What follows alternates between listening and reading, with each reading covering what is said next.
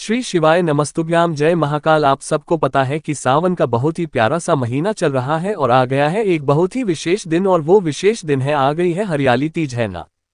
मेरी बहुत सारी ऐसी बहनें हैं जो व्रत रहती है, बहुत सारी ऐसी है जो व्रत नहीं रहती है, लेकिन वो कौन से ऐसे काम है जो आपको इस हरियाली तीज पे करने हैं जिससे आपका पूरा परिवार हमेशा खुश रहेगा और आपके लाइफ में कभी भी कोई टेंशन नहीं आएगी। ठीक है, कैसे करना है क्या है, उससे पहले आपको बता दूं उनकी तरीका तो आपको बताऊंगा, वही बताऊंगा। साथ ही साथ इस वीडियो में हम लोग दो बहुत ही सुंदर से उपाय की बात करेंगे जो कि हरियाली तीज पर आपको जरूर करने चाहिए। ठीक है, चलो सबसे पहले यहाँ पर कुछ पॉइंट की बात कर लेते हैं।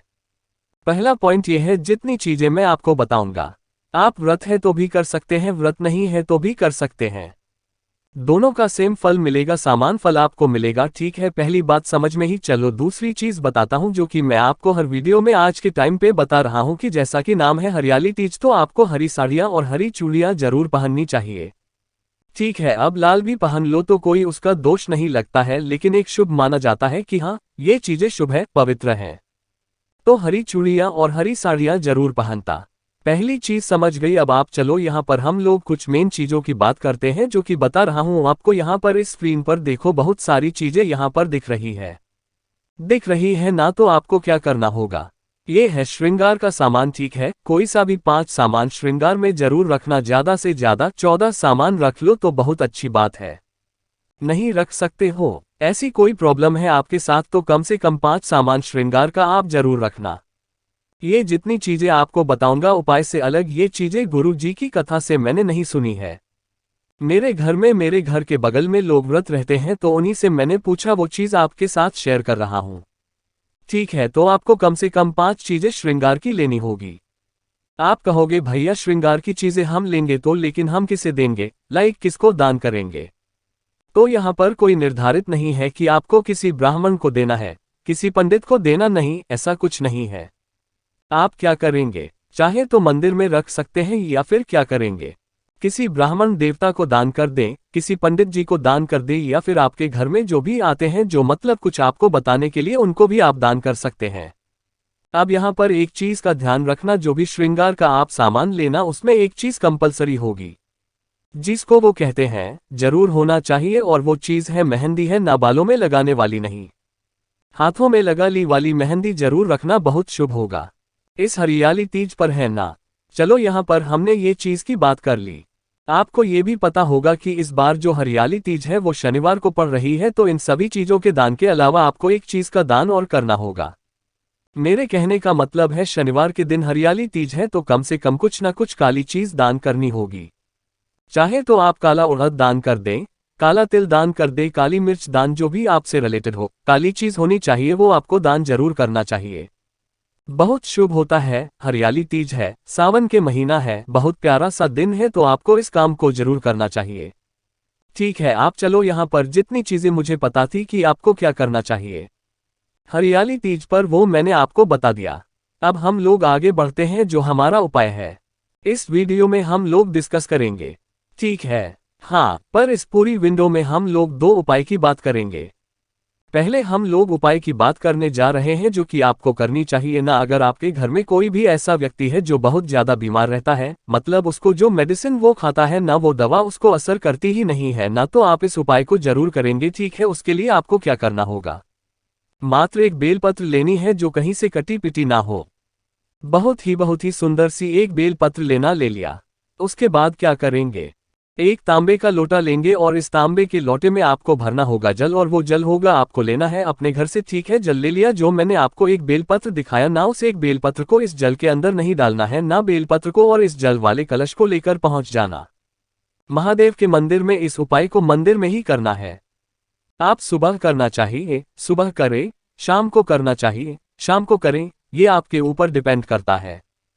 ठीक है, क्या करेंगे, पहुंचेंगे महादेव के शिवलिंग के पास, वहां पर पहुंच के जो कलश होगा ना, उस कलश को महादेव के शिवलिंग के पास में रख देना है ना, और आपके पास में जो एक बेलपत्र है ना, उस एक बेलपत्र को आप इस कलश में एक बार टच कराना, छुआना, श्री शिवाय नमस्ते हम का ध्यान करते हुए। ठीक है, छुआ दिया, देखो इस जल में नहीं छुआना है, सिर्फ उस एक बेलपत्र को आपको इस कलश के ऊपर छुआना होगा। ठीक है, छुआ दिया। अब छुआने के बाद क्या करेंगे, आपको अपना फेस रखना होगा, किस कौन सी दिशा में 1 मिनट उत्तर दिशा यानी कि नॉर्थ डायरेक्शन और उसे एक बेलपत्र को कुंडकेश्वर महादेव किसी भी बीमारी को बहुत जल्दी खत्म करने के लिए महादेव का एक बहुत प्यारा सा नाम लिया जाता है और वो नाम है कुंडकेश्वर महादेव। ठीक है, डंडी होगी बाहर की तरफ यानी माता सुंदरी की तरफ, पत्ती का मुख होगा, वो होगा आपकी तरह बेलपत्र समर्पित कर दिया। अब इसी बेलपत्र के ऊपर जो कलश में आपने बेलपत्र को टच कराया था उसका जल आपको इस बेलपत्र के ऊपर समर्पित करना है।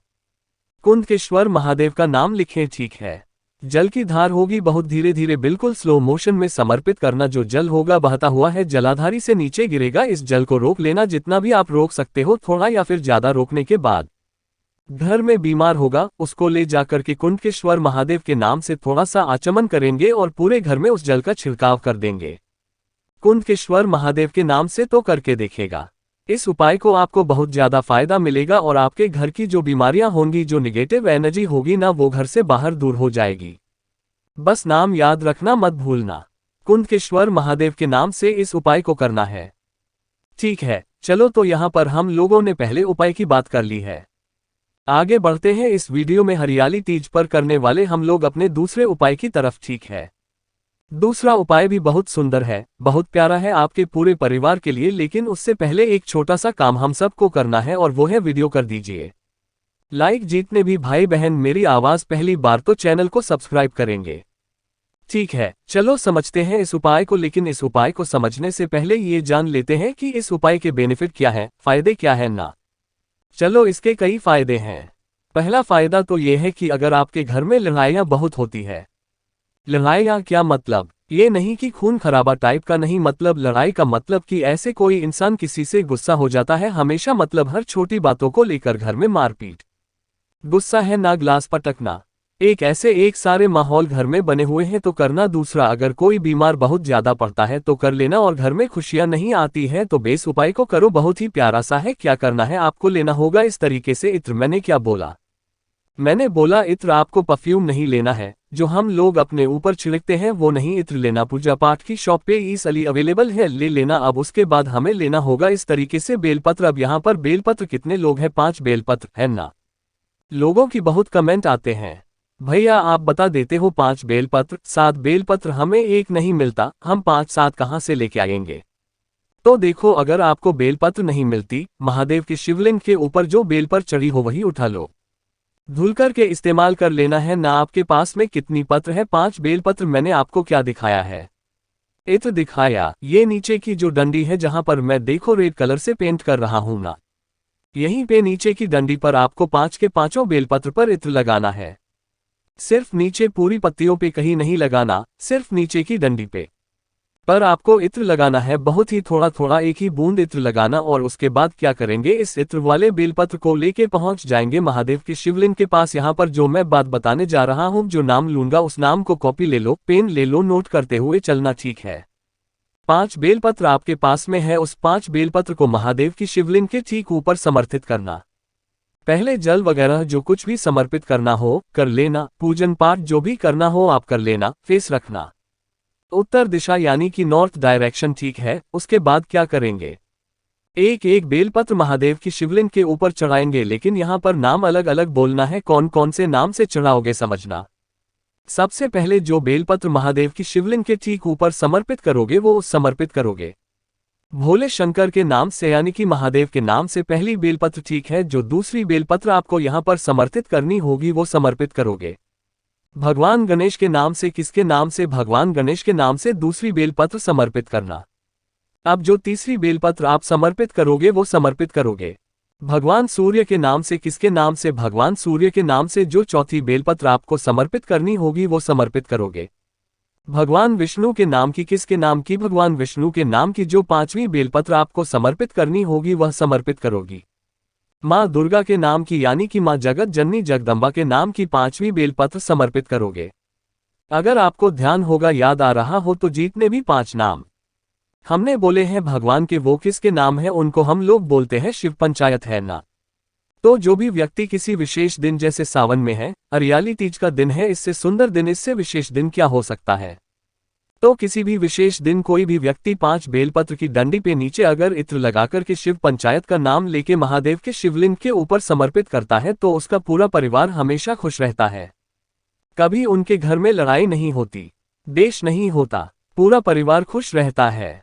जितनी नेगेटिव एनर्जी होती है घर में से वो बाहर हो जाती है ना। अब यहाँ पर एक छोटा सा डाउट सभी को होगा, वो ये है कि भैया जो डंडी होगी वो कौन सी तरफ होगी। जितनी बेलपत्र आप महादेव की शिवलिंग के ऊपर समर्पित करोगे वो सारी की सारी बेलपत्र की जो डंडी होगी वो होगी माता अशोक सुंदरी की तरफ, और पत्ती का मुख होगा वो होगा आपकी तरफ। इस उपाय को सिर्फ और सिर्फ मंदिर में कर सकते हैं। आपके पास 2 ऑप्शन है, चाहे तो महादेव की शिवलिंग के ऊपर इस उपाय को कर सकते हैं या फिर दूसरा ऑप्शन आपके पास है कि बेल पेड़ के नीचे भी इस उपाय को कर सकते हैं। कोई दिक्कत नहीं है, कोई इश्यू नहीं है, ठीक है, करके देखिएगा, आपको बहुत फायदा होगा, बहुत बेनिफिट मिलेगा। तो इस हरियाली तीज पर मैंने कोशिश की है आप सभी को कुछ उपाय बताए हैं और कुछ तरीके बताए। तो एक बार फिर से मेरी तरफ से आप सभी को हरियाली तीज की बहुत बहुत शुभकामनाएं। आप सभी हमेशा खुश रहें और महादेव आप सभी की सारी इच्छाओं को पूरा करें। कोशिश की अच्छा समझने की वीडियो पसंद आई हो तो लाइक करिएगा। कुछ पूछना हो नहीं समझ में आया नीचे कमेंट सेक्शन में पूछे। और जितने भी भाई बहन मेरी आवाज पहली बार सुन रहे हैं तो चैनल को सब्सक्राइब करिएगा। ओम नमः शिवाय जय।